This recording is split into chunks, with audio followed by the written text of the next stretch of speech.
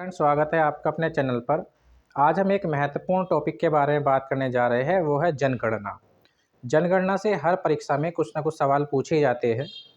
तो इससे संबंधित कुछ इतिहास के बारे में जानेंगे, 2011 की जनगणना से संबंधित कुछ तथ्य और हाल ही में प्रधानमंत्री की अध्यक्षता वाली कैबिनेट ने 2027 में होने वाली जनगणना को मंजूरी दे दी है। तो इसके बारे में हम थोड़ी सी चर्चा करने जा रहे हैं। तो चलिए देखते हैं इसको। तो सबसे पहले हम बात करते हैं जनगणना किस सूची का विषय है। तो जनगणना संघ सूची का विषय है। संघ सूची, जिसको हम इंग्लिश में यूनियन लिस्ट बोलते हैं। अगर हम भारत के संविधान की बात करें तो अनुसूची 7 में 3 प्रकार की लिस्ट दी गई है, जिसमें संघ सूची, राज्य सूची और समवर्ती सूची के बारे में बताया गया है। संघ सूची पर कानून बनाने का अधिकार संघ का होता है, राज्य सूची पर कानून बनाने का अधिकार राज्य का होता है, जबकि समवर्ती सूची पर कानून बनाने का अधिकार संघ और राज्य दोनों का होता है। तो जनगणना किसका विषय है? तो जनगणना संघ सूची का विषय है, यानी कि संघ ही इससे संबंधित कानून बना सकते हैं। और केंद्र ने इससे संबंधित एक कानून भी बनाया है।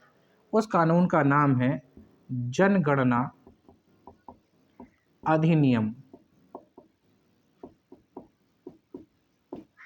1948। तो जनगणना अधिनियम 1948 में आया था। अगर हम बात करें संघ सूची की, तो संघ सूची में कौन इस जनगणना को कराता है? तो होम मिनिस्ट्री, यानी कि गृह मंत्रालय द्वारा जनगणना कराई जाती है। अब इसका कुछ इतिहास जान लेते हैं। तो सबसे पहले भारत में जो जनगणना हुई थी वो अंग्रेजों द्वारा कराई गई थी, और ब्रिटिश काल में सबसे पहले जनगणना हुई थी। तो सबसे पहले जो जनगणना हुई थी वो हुई थी 1872 में, और किसने कराई थी? मेयो द्वारा कराई गई थी। तो मेयो ने 1872 में सबसे पहले जनगणना कराई थी। उसके बाद अगर हम बात करें 10 के आधार पर, 10 के आधार या वैज्ञानिक आधार पर,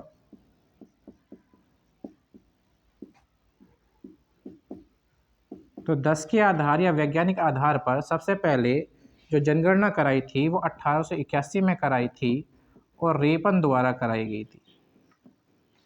तो सबसे पहले जनगणना 1872 में मेयो ने कराई, फिर 10 के आधार पर वैज्ञानिक आधार पर 1881 में रेपन द्वारा कराई गई थी। अब बात करते हैं 2011 की जनगणना के बारे में। तो 2011 की जो जनगणना थी ये भारत की 15वीं जनगणना थी, लेकिन स्वतंत्र भारत की ये 7वीं जनगणना थी।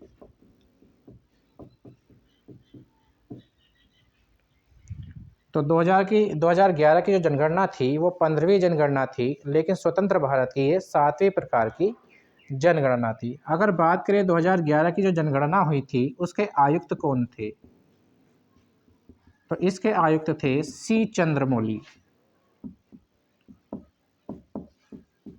सी चंद्रमौली इसके आयुक्त थे।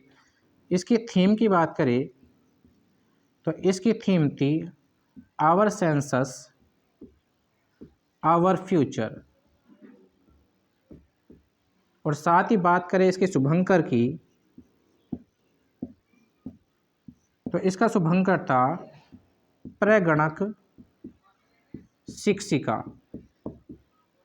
तो 2011 की जो जनगणना हुई थी वो 15वें नंबर की जनगणना थी, स्वतंत्र भारत की 7वें नंबर की जनगणना थी। इसके आयुक्त थे सी चंद्रमौली और इसकी थीम थी आवर सेंसस आवर फ्यूचर। साथ ही इसका शुभंकर था प्रगणक शिक्षिका।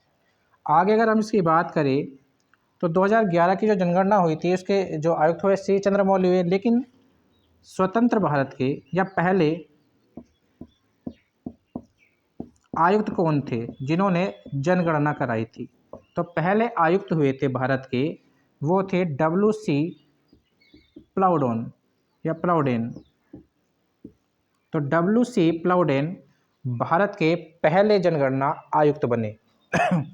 अगर हम बात करें 2027 की, तो हाल ही में प्रधानमंत्री की अध्यक्षता वाली कैबिनेट ने 2027 में होने वाली जनगणना को मंजूरी प्रदान कर दी है। हालांकि ये जनगणना 2021 में होनी थी, लेकिन कोविड के चलते अब ये 2027 में की जानी है।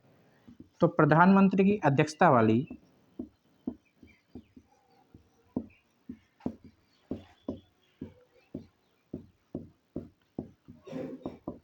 कैबिनेट ने 2027 में होने वाली जनगणना को मंजूरी प्रदान कर दी है।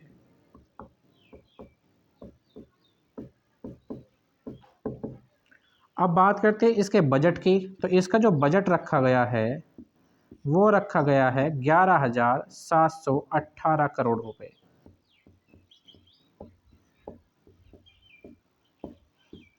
तो 11,718 करोड़ रुपए इसका बजट रखा गया है और इसको हाल ही में मंजूरी प्रदान कर दी है।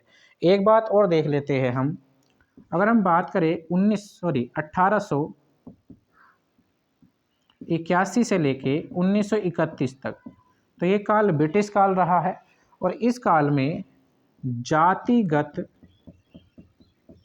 जनगणना भी की गई थी। यानी कि ब्रिटिश काल 1881 से लेके 1931 तक भारत में जातिगत जनगणना की गई थी और इसमें खास तौर पर एससी और एसटी के लोगों को काउंट किया गया था। लेकिन वर्तमान में अब इस पर बात होने लगी है और 1931 के बाद इसको समाप्त कर दिया गया था जातिगत जनगणना को, उसके बाद ये नहीं की गई थी। लेकिन 2027 में इसको दोबारा से शुरू किया जाना है और साथ ही 2027 में जो जातिगत जनगणना होएगी, 2027 की जो जातिगत जनगणना है उसमें एससी, एसटी, ओबीसी, ईडब्ल्यूएस और जनरल कैटेगरी के लोगों के लिए की जाएगी। मतलब सभी जो कैटेगरी है उनको इसमें शामिल किया जाएगा। इससे पहले एससी और एसटी को शामिल किया जाता था, लेकिन 2027 में होने वाली जो जातिगत जनगणना है, जो 1931 के बाद की जाने वाली जनगणना है और स्वतंत्र भारत की पहली जातिगत जनगणना है, उसको यहाँ पर किया जाना है 2027 में। इसमें कौन कौन शामिल होगा? एससी, एसटी, ओबीसी, ईडब्ल्यूएस और जनरल कैटेगरी के लोग इसमें शामिल किए जाएंगे और स्वतंत्र भारत की ये पहली जातिगत जनगणना होने वाली है। इससे पहले 1931 में की गई थी, उस समय ब्रिटिश काल था। लेकिन अब क्या है, भारत आज़ाद है, तो आज़ाद भारत की पहली जातिगत जनगणना जो है वो अब की जानी है 2027 में। आगे की अगर हम बात करें तो इसके बजट के बारे में हमने देख लिया, 11,718 करोड़ रुपए इसमें रखे गए हैं। 2027 की जो जनगणना है ये पूर्ण रूप से डिजिटल जनगणना होगी और इसको 2 फेज में किया जाएगा, 2 चरणों में इसको किया जाएगा। इसका जो पहला चरण होगा वो होगा हाउस लिस्टिंग का, और ये कब किया जाएगा? ये किया जाएगा 2026 और 2026 में भी कब किया जाएगा?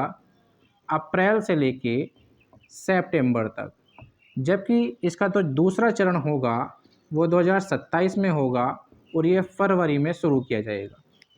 तो 2027 की जो जनगणना है उसमें जातिगत जनगणना भी की जाएगी और साथ ही इसमें जनगणना भी की जाएगी। जातिगत जनगणना क्या होगी? स्वतंत्र भारत की पहली जनगणना होगी और इसमें सभी कैटेगरी के लोगों को शामिल किया जाएगा। अगर बात करें तो ये डिजिटल जनगणना होगी और 2 चरणों में की जाएगी। पहले हाउस लिस्टिंग किया जाएगा अप्रैल से लेके सितंबर 2026 तक। उसके बाद 2027 फरवरी में इसका दूसरा चरण शुरू किया जाएगा। तो ये कुछ महत्वपूर्ण तथ्य थे जिसकी चर्चा हमने कर ली है और एग्ज़ाम में यहाँ से सवाल पूछे जा सकते हैं। तो चलिए मिलते हैं एक नेक्स्ट वीडियो में, तब तक के लिए थैंक यू।